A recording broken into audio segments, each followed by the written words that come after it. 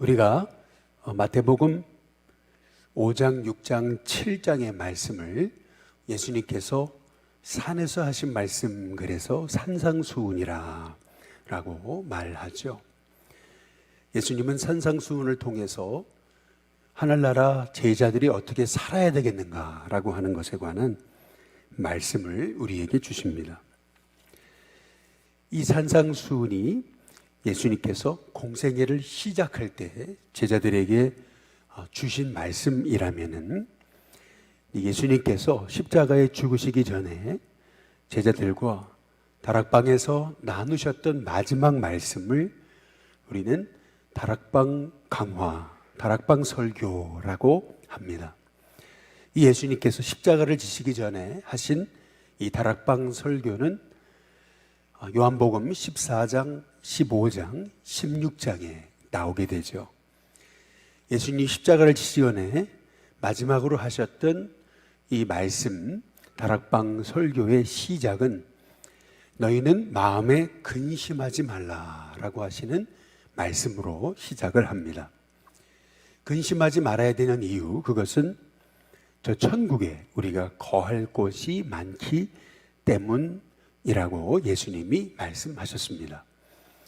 그 다락방 설교의 마지막 설교의 예수님의 마지막 말씀은 요한복음 16장 33절에 보면은 세상에서는 너희가 환난을 당하나 담대하라 내가 세상을 이겼노라 라고 하는 말씀으로 끝나게 됩니다. 예수님은 제자의 길을 가는 우리에게 세상에서는 너희가 환난을 당하나 담대하라 라고 그렇게 말씀하고 계십니다. 제자의 길에 예수님은 무조건 우리의 삶에 형통 또 영광, 평탄만 있을 것이다 라고 헛된 부푼 그러한 허영을 꿈을 얘기하지 않으십니다. 오히려 주님의 제자로서 가는 길에 고난이 있을 것이다.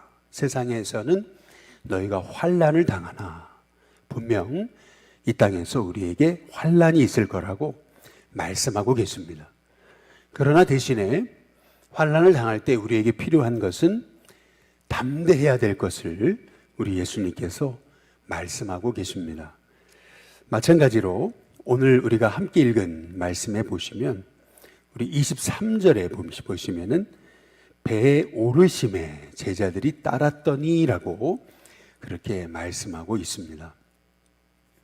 예수님이 타신 배에 제자들이 함께 타게 됐는데 24절에 보시면은 바다에 큰 놀이 일어났다 그렇게 얘기합니다.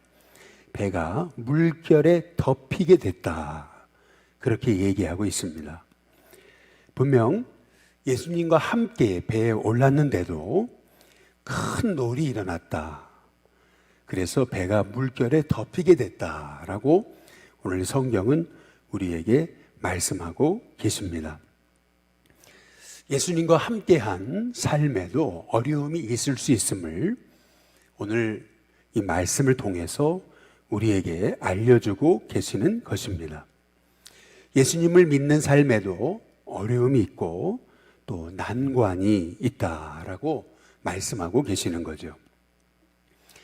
우리 교회 옆에 교회에 새로 목사님이 오셨는데 오시자마자 얼마 안 돼가지고 코로나가 터졌잖아요. 코로나가 터지니까 그 지역이 완전히 코로나의 진원지처럼 돼버려가지고 사람들은 얼씬도 하지 않고 또 상가들이 폐업을 하게 되고 그리고 길거리는 그야말로 황량 그 자체였거든요. 코로나가 조금 좋아지려니까 그러니까 이번에는 엄청난 참사를 통해서 더욱 황량한 그러한 지역이 이제 되고 말았던 거죠.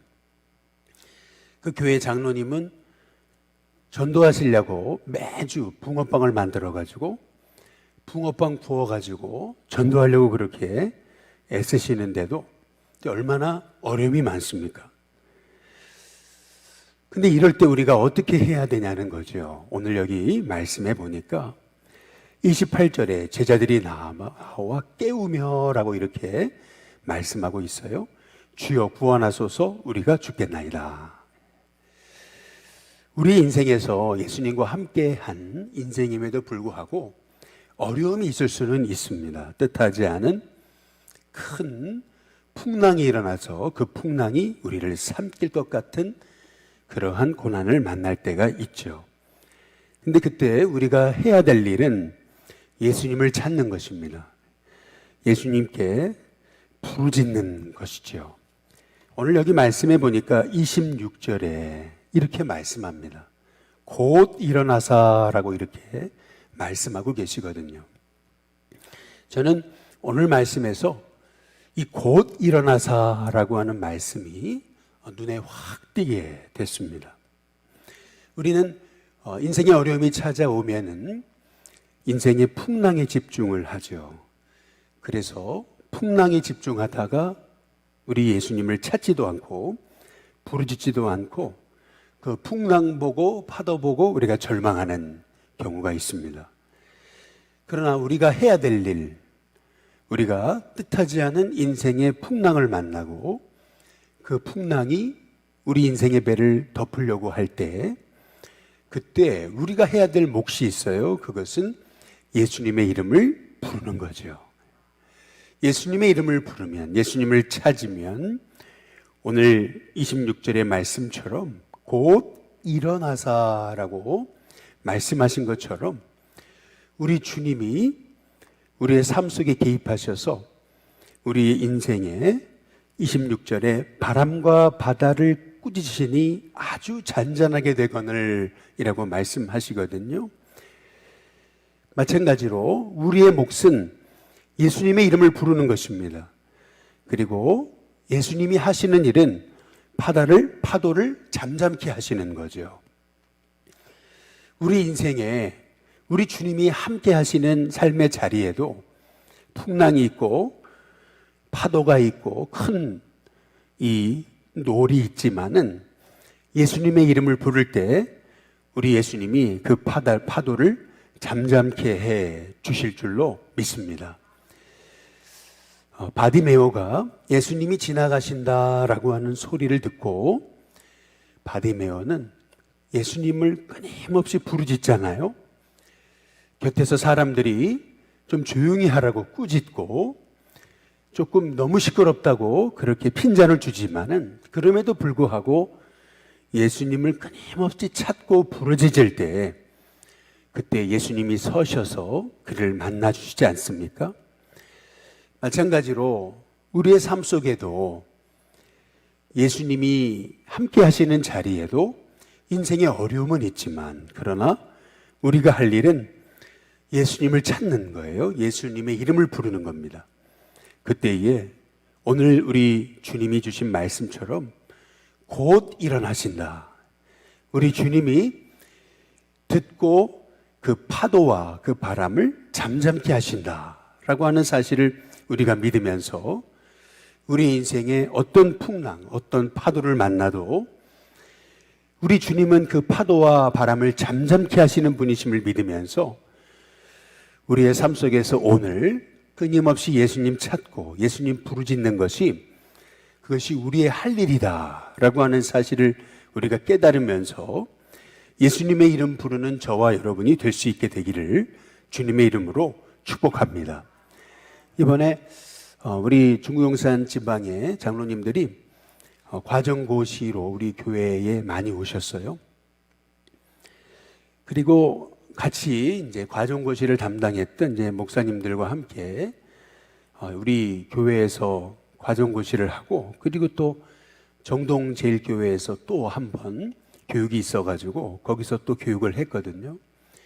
그런데 우리 남대문에서 그리고 정동에서 이제 교육을 이제 하시면서 이제 우리 교회 앞에서도 식사를 하고 또 정동에서도 이제 식사를 했는데 우리 목사님들이 이제 그러시더라고요. 뭐라 그러냐면 아니 남대문하고 정동하고 분위기가 완전히 다르네. 이제 이렇게 얘기를 하세요. 그러면서 남대문이 어떻게 이렇게 분위기가 이렇게 지역이 이렇게 캄캄해졌냐, 이제 이렇게 얘기를 하셔요. 다시 말하면 정동은 사람들이 바글바글 되는데 남대문에는 사람이 없다, 이제 이러한 얘기인 거죠. 이러한 여러 가지 우리의 환경, 우리의 처지를 우리가 어떻게 바꾸겠습니까? 우리가 못 바꾸죠. 우리 인생의 파도, 우리 인생의 바람, 우리 인생의 풍랑을 우리가 어떻게 잠잠케 할 수 있겠느냐는 겁니다. 우리가 할 일, 제자들이 풍랑을 만났을 때 예수님 도와주옵소서, 우리를 구원하옵소서, 우리가 죽겠습니다 라고 여기 25절에 보니까 제자들이 나와 라고 이렇게 말씀하고 있거든요. 제자들이 나와. 그냥 제자들이 예수님을 깨우며 라고 했던 게 아니고 제자들이 나와 예수님을 깨우며 주여 우리를 구원하소서, 우리가 죽겠나이다 라고 이렇게 말하고 있거든요. 마찬가지로 우리가 나아가야 될 자리, 그 자리는 예수님이 계신 자리입니다. 우리가 나아가야 될 자리, 그 자리는 예수님을 찾는 자리여야 된다라고 하는 거죠. 근데 참 놀랍게도 오늘 26절에 예수님이 곧 일어나시잖아요. 어찌하여 무서워하느냐 믿음이 작은 자들아 라고 말씀하시면서 예수님이 하신 일, 그것은 곧 일어나시거든요. 바람과 바다를 꾸짖으시니 아주 잔잔하게 되거늘 이라고 이렇게 말씀하고 계시거든요. 마찬가지로 우리의 삶에 어떤 인생의 풍랑이 있어도, 우리가 잠잠케 할 수 없는 인생의 파도가 있어도 우리 주님이 한 말씀만 하시면 그 모든 풍랑과 바다는 아주 잠잠하게 되는 은혜가 있게 될 줄로 믿습니다. 우리가 해야 될 일, 그래서 우리가 해야 될 그런 삶의 모습은 예수님께 나아가는 것입니다. 예수님께 나아가서 주님 우리를 구원하여 주옵소서, 우리가 죽겠습니다. 예수님 이름 부르면 예수님이 곧 일어나신다. 오늘 이 말씀처럼 우리의 삶 속에서 예수님과 함께한 자리에도 풍랑과 파도를 만나지만, 그러나 우리의 할 일, 우리의 할 몫은 예수님 이름 부르는 것이고, 우리가 예수님 이름 부르면 예수님의 몫은 바람과 바다를 잠잠케 하시는 일이다. 우리가 바람과 바다를 잠잠케 하는 것이 아니라 우리 예수님이 바람과 바다를 잠잠케 하신다 라고 하는 사실을 믿으면서 오늘 이 새벽에 하나님, 우리가 만난 인생의 파도 우리가 어찌 할 수 없습니다. 이 우리가 만난 인생의 풍랑 우리가 할 수 없습니다.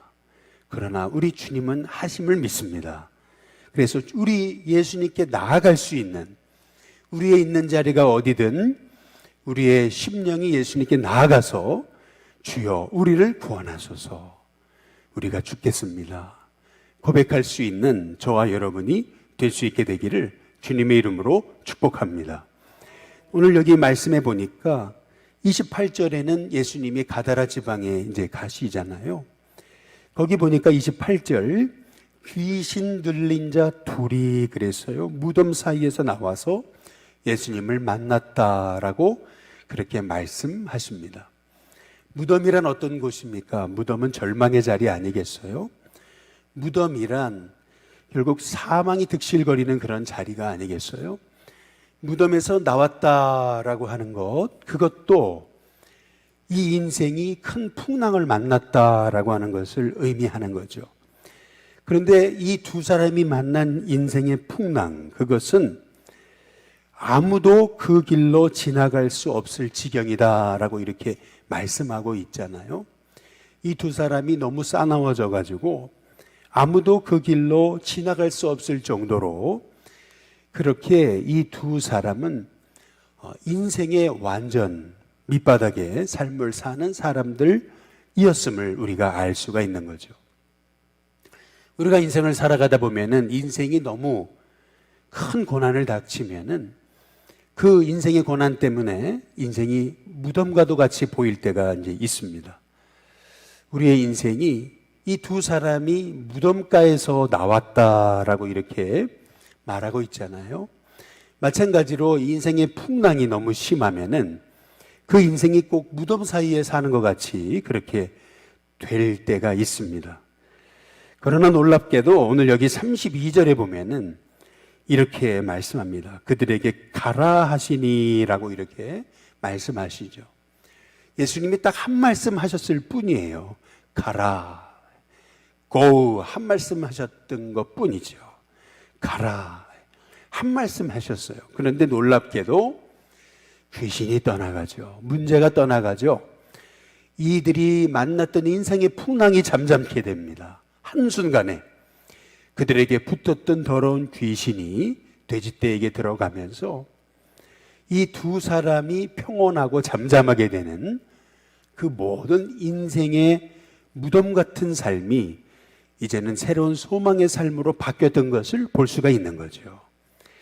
우리가 오늘 이 사건을 통해서 바람과 바다를 잠잠케 하실 때도 예수님이 한 말씀 하셨던 거예요. 바람과 바다여 잠잠하라, 잠잠하라 한 말씀 하셨는데 바람과 바다가 잠잠해지잖아요. 뿐만 아니라 귀신 들렸던 자가 꼭 무덤 사이에서 인생의 절망 가운데 그가 만난 인생의 풍랑으로 인해서 소망 잃고 그리고 완전 밑바닥의 삶을 살았음에도 불구하고 예수님이 가라 한 말씀 하셨는데 그들에게 붙었던 더러운 귀신이 떠나가면서 무덤의 자리가 소망의 자리로 바뀌어지는 역사가 일어나게 됐던 것처럼 마찬가지로 우리 예수님의 한 말씀이면은 풍랑도 잠잠케 되고 또 인생의 절망도 소망으로 바뀌어지는 은혜가 있게 됨을 오늘 말씀을 통해서 우리가 보게 되는 거죠.